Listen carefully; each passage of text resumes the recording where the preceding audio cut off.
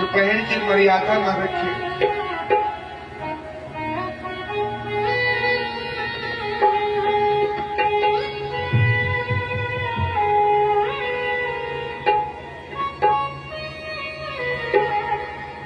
ऐसे भाई ना रहे तो ही अच्छा है।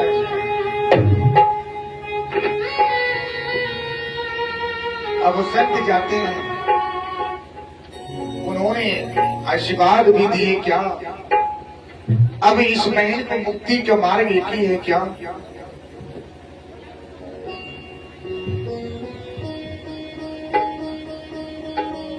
कि आंगन में अगर तुलसी जी रखा जाए ना, तुलसी जी में प्रतिरोज अगर जल देवे, जिनकी आंगन में अगर तुलसी जी है, उस आंगन में अगर जल देते हैं, उस घर में सुख शांति मिलता है। भगवान जी बोले क्या? अगर मरे हुए व्यक्ति जो होते हैं ना, जीवन के अंत गति में जा रहे हैं, तो उनके मुख में वही तुलसी जी का पत्र अगर डाला जाता है, तो उनकी जो प्राण है ना, वो आसान से निकल जाता है, कष्टों का सामना नहीं करना पड़ता है।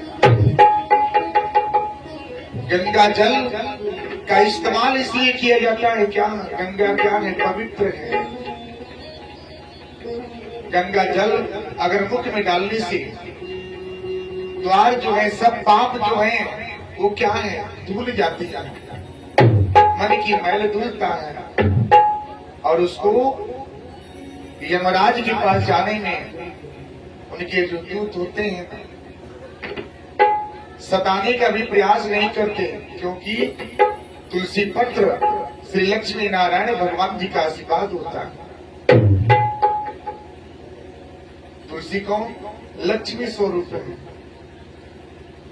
जिस आंगन में तुलसी जी है, उनकी पूजा हुए, चंदन लगे ना, चंदन, उनके पत्र पे चंदन लगाइए, जल दीजिए। उसके बाद आप अपना जीवन देखिए, अपने घर गृहस्थी का जीवन कैसे बदलता है। वही भाई ने तुलसी जी का पौधा अपने आंगन में रख करके पूजन करना प्रारंभ कर दिए, जल दे दिए और अपने बहन के नाम से शरणागति का मार्ग बना लिया।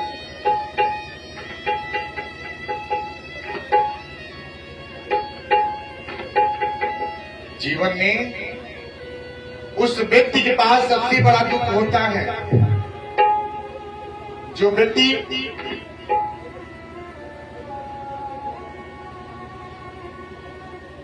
सबसे बड़ा बीमारी उसके पास होता है।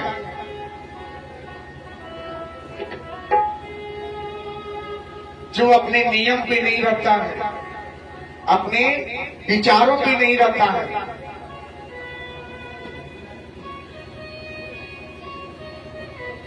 जो अपने नियम विचार पे अगर जो व्यक्ति रहे ना, उसको कभी भी दुखों का सामना नहीं करना पड़ता।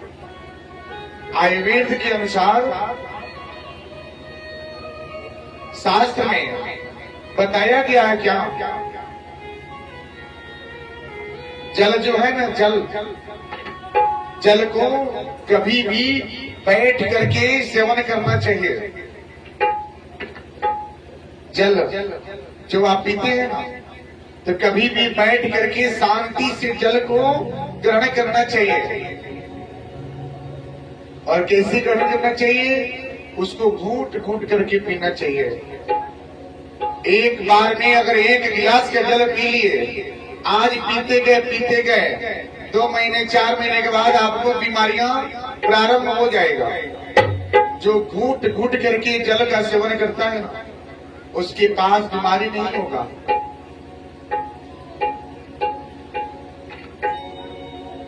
खड़े होकर के जो जल पीता है ना, वो बुढ़ापे अवस्था में उसका घुटना खराब हो जाता है। ध्यान से सुनिएगा। आजकल बीमारियां क्यों लग जाती हैं? क्योंकि आपने खड़े होकर के जल का सेवन किया है और एक बार में आपने एक गिलास के बजाय आपने 4 गिलास के जल का सेवन किया। तो कभी भी जल को बैठ करके लेना चाहिए। जब तक आपका उम्र है, ताकत है, तब तक तो आपने ग्रहण कर लिया। बुढ़ापे की अवस्था में वही जल आपके जितने भी है ना, आपके मोड़ हैं, जितने भी हैं, बाजू के हैं, पैर के हैं, घुटने हैं, कलाई है, ये सब क्या करता है? दर्द होना शुरू हो जाता है, तकलीफ देना शुरू कर देता है, बीमारियां पैदा हो जाता है। एक बार में व्यक्ति को 1.5 गिलास ही जल लेना चाहिए। ध्यान से सुनिएगा, आयुर्वेदिक अनुसार बता रहे हैं शास्त्र में, एक बार अगर जल अगर आप पिए तो 1.5 गिलास ही जल का सेवन करें। क्यों? 1.5 गिलास अगर जल लेते हैं, उसके बाद घंटा के बाद लीजिए, 2 घंटे के बाद लीजिए, धीरे धीरे करके लीजिए। खूब जोर से प्यास लगी है ना, आप क्या करते हैं? पूरे भर का जल लेते हैं और उसको पीना शुरू कर देते हैं। ऐसी अवस्था में जल पीते हैं ना, तो आपको क्या होता है? आपको फेफड़े संबंधी बीमारियां प्रारंभ हो जाता है। सुबह प्रातः काल की वेला में उठ करके बिना कुल्ला किए, यानी कि बिना जल मुंह में गए हुए व्यक्ति को क्या करना चाहिए? गुनगुना जल 1 से 2 गिलास ले लेना चाहिए, पीना चाहिए। इससे क्या होते हैं?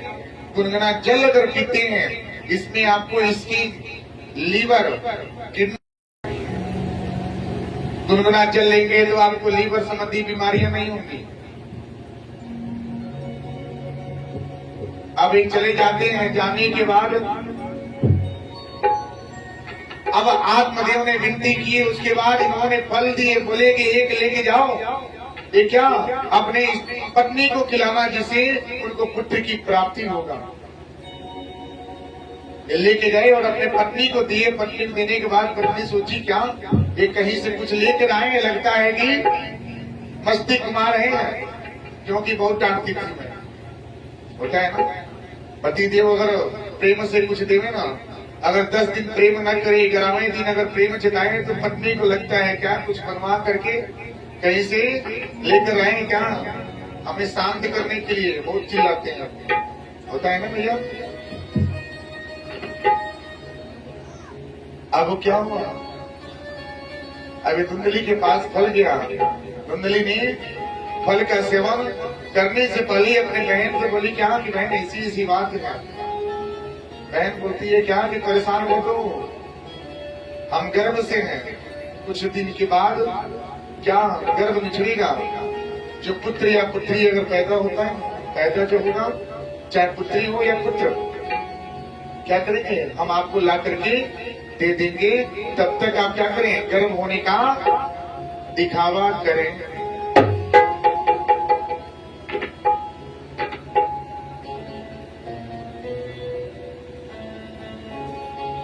दिखावा करें।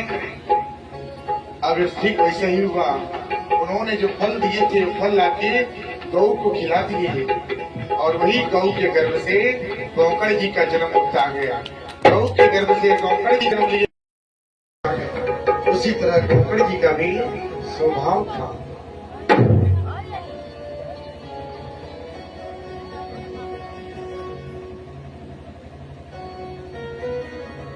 अब धुंधकारी एक राय दरबार में दरबारी के कार्य करता है और जितना धन कमाता है ना, वहां के नर्तकी के ऊपर नौछावर करता है। एक दिन नर्तकियों ने सोचा क्या कि अगर सारा धन हम पे नौछावर करें तो राजा को जब पता चले तो हमें राज दरबार से निकाल देंगे और हम भूखे रह जाएंगे। इन लोगों ने विचार किया क्या कि आज मदिरा का सेवन करके धंधकारी को क्या करें, अंत कर दें। अगले दिन धंधकारी को मदिरा का सेवन कराया जाता है।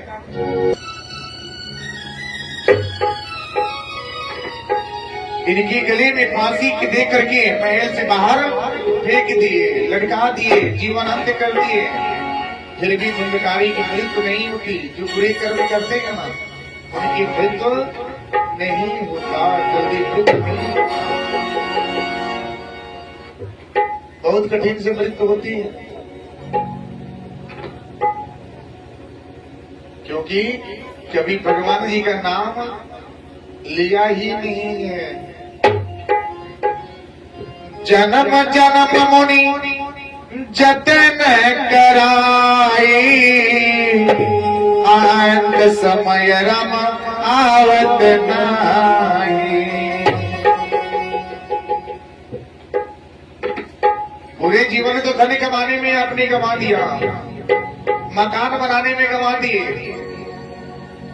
जमा पूंजी करने में गंवा दिए, बैंक बैलेंस करने में गंवा दिए। जब ये शरीर जब अंत में जाएगा ना, तो आंखों से आंसू छूटता है और आप बिलखते हैं। जिस तरह से एक मधु होती है ना, मधु कहां से रस ला करके अपने घर में रखती है, समय होता है उसका सेवन दूसरा कोई करता है। ठीक उसी तरह आप भी अपना जीवन, पूरे जीवन भर धन कमाते हैं, पूरे जीवन घर गृहस्थी बनवाने में, मकान बनवाने में, ऐशो आराम की जीवन जीने में व्यवस्था करते हैं। जब शरीर अंत गति में जाता है, उसका भोग दूसरा कोई करता है, आप नहीं करते। आपने कमाया, सब कुछ किया, लेकिन उसका भोग आपको नहीं मिला, क्योंकि जो कमाता है वो खाता नहीं है। अरे कुछ ऐसा कीजिए जैसे कि आपके जीवन कृत हो।